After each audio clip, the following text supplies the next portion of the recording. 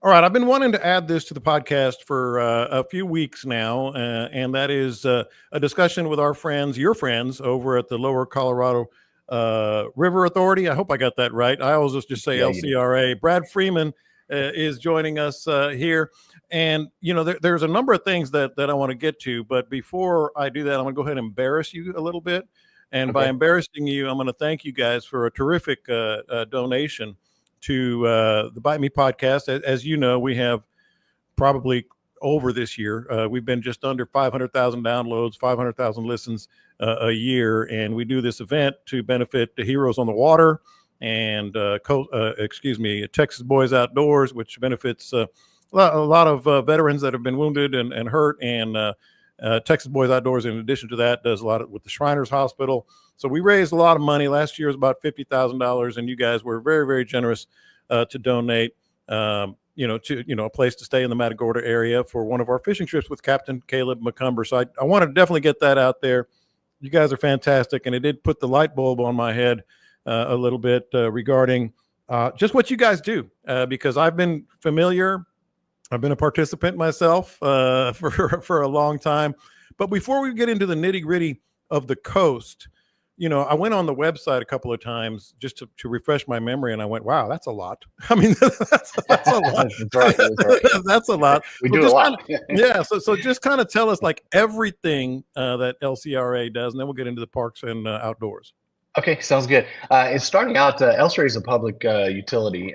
Basically, we generate and transmit power to the Texas electric grid. We also manage the water for over 1 million customers up and down the Lower Colorado Basin, and then we have community resources, which that's where my vice president, she's part of the community resources group, and that's where parks actually function under.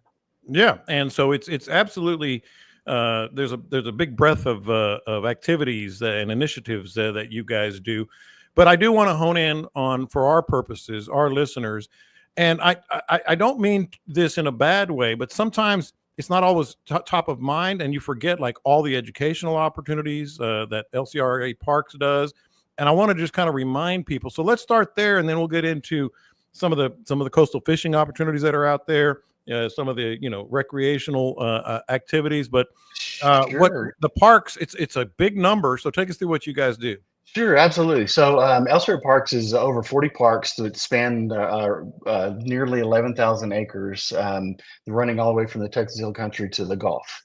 Since it's such a large park system, we've split it up into three different districts. We have the West District, which goes from San Saba County down to Austin. We have the Eastern District, which goes from Austin down to Columbus, Texas. And we have the Coastal District, which is my district that I manage. Goes from Columbus all the way down to Matagorda, which that's exactly where our office out of is Matagorda. Oh, Within that region, all of our parks offer a wide range of opportunities for day use customers. We have some overnight stays, primitive tent camping, RV camping. We also have for those glamping enthusiasts, we have Airstreams at each one of the districts. We have cabins and bungalows that we offer for those that don't really like to rough it, let's just so to say. do you have? And I'm not going to put you on the spot per se, but rough numbers that are available down in your district. In my district, as far as like overnight stays, we Mhm. have 60 RV sites. Then we have 10 overnight accommodations for the bungalows. And then I have another park that's within the coastal region that has 10 primitive campsites. And the Airstreams is fascinating. That's quite the. It's almost like a cult following that the It is. Airstream It people is. are, right? Yes, sir. So it's absolutely fantastic. And I should mention, the bungalow is what has been donated, so that's going to be fantastic. So, another part of this that is really interesting to me is a lot of us, have our boats and we have our routines, and I stay down in the Aransas Pass area. I spent probably 15, 20 years in the Matagorda area, but this really is for anyone, like anyone. And I wanted you to kind of hone in on that. Like, if you're an outdoors enthusiast, but you don't necessarily have, your own place or your own boat or whatever, what are the options there? So all of our parks, all the parks that I manage, that in the coastal region have piers that our guests can fish off of. You can fish from the shore. We also have kayaks that we rent. People can rent those and fish from the kayaks. Not only that, in Matagorda, we since we're right on the coast, you can surf fish out there if you have the right equipment to surf fish. So there's a lot of opportunities within my district that outdoor enthusiasts can come enjoy. And it's easy to book. Take us through that whole routine that people need to put on their calendars. Yeah, absolutely. So all the guests have to do is go to lcraparks.com, navigate to stay with us, kind of look exactly, you'll navigate to wherever you want to stay. So if you wanted to stay in Matagorda, you could choose Matagorda and look through all the overnight accommodations we have, which the RV sites, the Airstreams, the bungalows.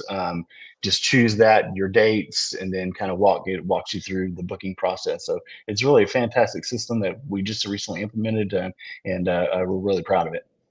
And the other thing that I wanted you to talk about a little bit is sort of the what's the term? The somewhat interested. They want to get into this realm. They love the outdoors.